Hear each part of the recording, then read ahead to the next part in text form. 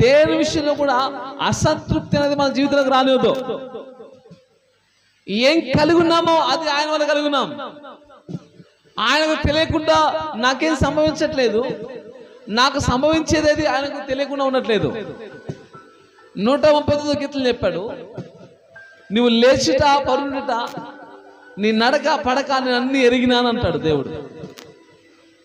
ఆలోచన తలంపుని నీ మనసుకు రాకమనిపే, అది నీ నోటికి రాకమనిపే నిన్ను నేను ఎరిగితే అన్నాడు. నాకేం సంభవిస్తుందో ఆయన తెలుసు.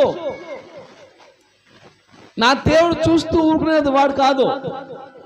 నాకు అన్యాయం జరుగుతూ ఉంటే, నష్టం జరుగుతూ ఉంటే చూస్తూ ఊరుకునేవాడు కాదు. నా తండ్రి మరి ముఖ్యంగా అలా ఉండేవాడు కాదు. నా తండ్రి చాలా మంచివాడు. సమస్తము నా మేలు కొరకే సమకూడి జరుగుతూ ఉన్నాయి. ఏదైనా ప్రభువా నీకే స్తోత్రం. సంతుష్టి సహితమే భక్తి చేయాలా. హల్లెలూయా. రాజుగా ఉన్నాడు, సొంత కుమారుడు తిరుగుబాటు చేసి రాజ్యాన్ని ఆక్రమించాడు. ఎవరు? హల్లెలూయా. ఎవరు? రాజు మంచి పరిపాలన చేస్తా ఉన్నాడు. రాజు కొడుకు రాజ్యం ఆక్రమించుకున్నాడు. రాజు పారిపోతా ఉన్నాడు. ఎందుకు పారిపోవాలా?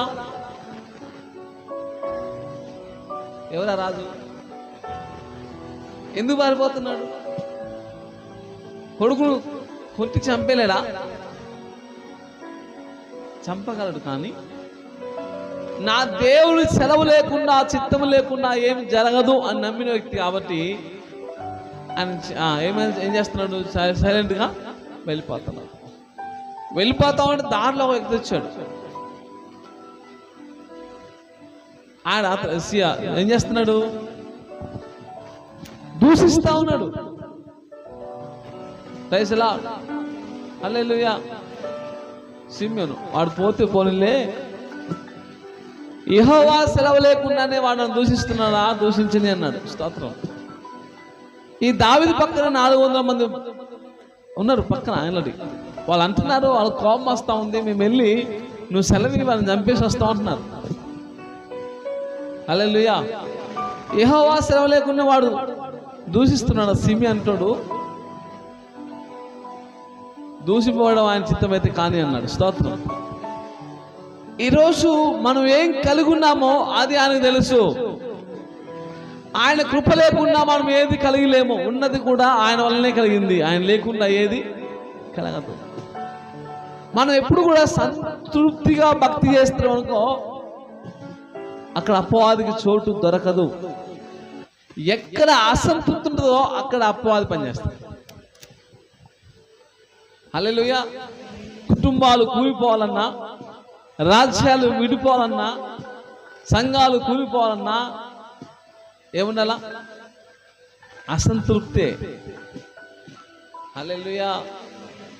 ఎప్పటికీ కూడా మన జీవితంలో అసంతృప్తి అనేది చెదలు లాంటిది. చెప్పండి పక్కన. అసంతృప్తి చెదలు లాంటిది. చెదలు ఏం చేస్తుంది? ఒక చెక్కకి చెదలు అనుకో, పైకి మంచిగా పడుతుంది, లోపల అంతా ఏం చేస్తుంది? తినేస్తుంది. అలాగే నీలో ఉన్న అసంతృప్తి నీలో విశ్వాసాన్ని, భక్తిని, ఆరోగ్యాన్ని, ఆనందాన్ని మొత్తం తినేస్తుంది. నువ్వు అసంతృప్తిగా ఉండు, నువ్వు ఎన్ని మంచి చేసినా నీకు సంతృప్తి ఉన్నదో. నాకేం చేశాడు దేవుడు? దేవుడు ఏమని చేశాడు? నాకేం చేశాడు? ఏం చేశాడు? ఏం చేశాడు? ఏం చేశాడు? ఎప్పుడు ఇదే, ఎప్పుడు ఇదే. దేవుంది అసంతృప్తి. సంతుష్టి సహితమైన దైవభక్తి గొప్ప లాభ సాధనం. నేను ఈరోజు ఏం కలిగి ఉన్నానో దీన్ని బట్టి ఏం చేయాలా? ప్రభా, ఈ ఉదయం నాకు ఇచ్చావా, ఈరోజు నాకు ఇచ్చావా, వందనాలు ప్రభా. యేసయ్యా నీకు వందనాలయ్యా. Thank you lord. ఓ, నా కళ్ళు పనిచేస్తున్నాయి, నా కాళ్ళు పనిచేస్తున్నాయి, నా చేతులు పనిచేస్తూ ఉన్నాయి, నేను ఆరోగ్యంగా ఉన్నాను ప్రభా. Thank you Jesus. ఇది కాదు. నాకంటే పక్కనుండి పెద్ద బిల్డింగ్ కట్టాడు. ప్రభా నాకేది, నాకెప్పుడు ఇస్తావు? హల్లెలూయా. ఇదేంటి? అసంతృప్తి దేవుని మీద. పిల్లలు పోషించే బాధ్యత ఎవరిది? తల్లిదండ్రులు కదా. అవునా కదా? నిజమేనా కదా? వాళ్ళు మా నాన్న అసలు మాకేం పెట్టట్లేడు, మా అమ్మ మాకేం పెట్టట్లేదు అని ఒకవేళ ఏడిస్తే నీకు సంతోషమా? అమ్మ నాకు అన్నం పెట్టండి లేక వేరే వాళ్ళని అనుకుంటే మనం సంతోషిస్తామా? మనం ఇచ్చిన దాన్ని బట్టి నా పిల్లలు సంతృప్తి చెందితే నేను హ్యాపీ అవుతాను. నేను ఎంత చేసినా సంతృప్తి లేకపోతే ఆ ఇల్లు పెద్ద అగాధమే. హల్లెలూయా. అసంతృప్తి అనేది అపవాది లాంటిది. స్తోత్రం. ఏ విషయంలో సరే నేను చెప్తున్నా కదా, దేని విషయంలో సరే ఏం చేయాలా? సంతృప్తి పడ నేర్చుకోవాలా. ప్రతి విషయంలో కూడా, అది శరీర విషయంలో కానీ ఆత్మీయ విషయంలో కానీ దేవుని బట్టి సంతృప్తిగా ఉండడం నేర్చుకోవాలా. ఓ ఈ మాత్రం ఇచ్చావు దేవా స్తోత్రం. నీకేం చెప్పాను? నేను లేచానా, కళ్ళు తెరిచానా, నా కళ్ళు పనిచేస్తున్నాయి, నా దేహం పనిచేస్తూ ఉంది, నేను నడవగలుగుతున్నాను, నేను చక్కగా మాట్లాడగలుగుతున్నాను, దేవా నీకు వందనని చెప్పాలా. పైసలా లేని దాని గురించి ఏదో చిన్న కొదువ నొప్పి ఉందనుకో, కాలు నొప్పి, ఏదో చిన్న కాలు నొప్పి వస్తుంది అనుకో, ఏం చేస్తారు? పతాక నొప్పి నొప్పి నొప్పి. ఇక మనసు అంతా ఏముందంటే ఈ ఉన్న ఆరోగ్యం అంతా పోయింది. ఈ చిన్న నొప్పి కొరకు దేవుడు ఏం చేస్తాడేమో, దేవుడు స్వస్థపరచట్లేదు, దేవుడు ఏం చేస్తాడో అని మనం ఏం చేస్తామంటే సనుక్కుంటా ఉంటాం. రైతులా ఎప్పుడు కూడా అసంతృప్తి కలిగి ఉండొద్దు. పక్కన చెప్పండి, మీకు కలిగిన వాటితో తృప్తి పొంది ఉండు. రైతులా అక్కడ అక్కడ దేవుని గొప్ప దీవెన ఆశీర్వాదం ఉంటుందంట. హల్లెలూయా. ఎప్పుడైతే అసంతృప్తి వస్తుందో ఇంకోటి వస్తాడు మధ్యలోకి. అసంతృప్తి రాగానే వాడు వచ్చేస్తాడు. వాడు అపవాది. వాడు వచ్చేందుకు ఏం చేస్తాడు? అక్కడ సమాధానం దొంగిలించేస్తాడు, నెమ్మది దొంగిలించేస్తాడు, గలిబిలి చేస్తాడు, గొడవలు పెడతాడు, నెమ్మది లేకుండా చేస్తాడు. ప్రియ సహోదరి సహోదరుడా, ఈ యొక్క మధ్యాహ్న కాల సమయంలో నిజంగా మనం ఏమంటే మనం కలిగిన వాటితో తృప్తి కలిగి ఉండడం నేర్చుకోవాలా. మనకంటే ఉన్నవారితో కంపేర్ చేసుకోవద్దు, మనకంటే తక్కువ అన్న వారితో కంపేర్ చేసుకోవాలా. చిన్న నొప్పిగాను సనుకులు జీవిస్తున్నావు అంటే భయంకరంగా రోగాల చేత బాధపడేవారు ఇంకా చాలా మంది ఉన్నారు. దేవా నాకు ఈ మాత్రం మంచి ఆరోగ్యం ఇచ్చావు వందనాలని చెప్పగలగాల.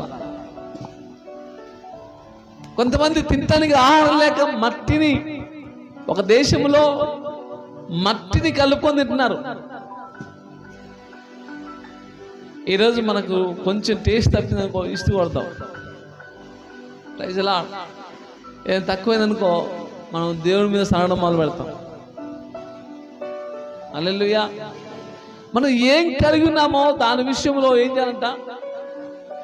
తృప్తి కలిగి ఉన్న నేర్చుకోవాలా. ఓ నాకు ఈరోజు ఈ స్థితి ఇచ్చావా, వందనాలు ప్రభువా. అప్పుడు ఇంక అపవాదికి చోటు దొరకదు. అసంతృప్తి. హల్లెలూయా హల్లెలూయా. అమ్మా బాగుందా, తింటానికి మంచిగా ఉన్నాయా అంటే ఏం చెప్పాలా? ఎక్కడయ్యా ఏం తింటానికి లేవన్నా అనుకో. హల్లెలూయా. అపవాదిగా దూరిపోతాడు. నేను చెప్పేది ఉన్నా కూడా, నిజంగా లేకపోతే వేరు, కానీ చాలా మంది ఉంచుకొని కూడా ఏం చేస్తారు? ఎవరిని అడిగారు అనుకో, బాగున్నామ్మా, ఏం బాగలేమ్మా, ఎప్పుడు స్తోత్రం హల్లెలూయా అంటే నీలో ఏముంది? అసంతృప్తి ఉంది. కాబట్టి బైబిల్ అంటా ఉంది, హృదయము నిండిన దాన్ని బట్టి నోరు మాట్లాడనంట. హృదయము నిండిన దాన్ని బట్టి నోరు మాట్లాడుతుంది. మన హృదయంలో ఏం నింపుకుంటున్నాం? అసంతృప్తి ఉందనుకో ఆటోమేటిక్గా మనం మాటలు ఎలా వస్తాయి? అసంతృప్తి మాటలే వస్తాయి. ఏముందిలే, ఏం చేద్దాంలే. హల్లెలూయా. దేవునికి స్తోత్రం. ప్రార్థన చేసావా? ఏం ప్రార్థన, ఏం చేస్తాం అని అనుకో. అంటే నీకు ఏదో విషయంలో ఏముంది, అసంతృప్తి కనుక నువ్వు ప్రార్థన చేయడానికి కూడా నీకు మనసు రావట్లేదు. అసలు నువ్వు బ్రతుకున్నావు, అది గొప్ప కార్యం. స్తోత్రం. కళ్ళు తెరిచినావు, అది అద్భుతం. స్తోత్రం. హల్లెలూయా. ఆయన సెలవు లేకుండా, ఆయన కృప లేకుండా ఈ భూమి మీద ఏ మనుషులు కూడా ఒక్క రోజు కూడా ఇక్కడ మనుగడ కొనసాగింపలేడు. ఈ భూమి మీద ఇంకా మనుషులు బ్రతుకుతున్నారంటే ఆయన కృపనే. ఆయన ఇంకా ఆలస్యం చేస్తారంట, నా ప్రజలు ఇంకా రక్షించబాలా, ఇంకా తెలుసుకుంటారేమో అని ఇంకా ఆయన ఆలస్యం చేస్తా ఉన్నాడు. ప్రియ సహోదరి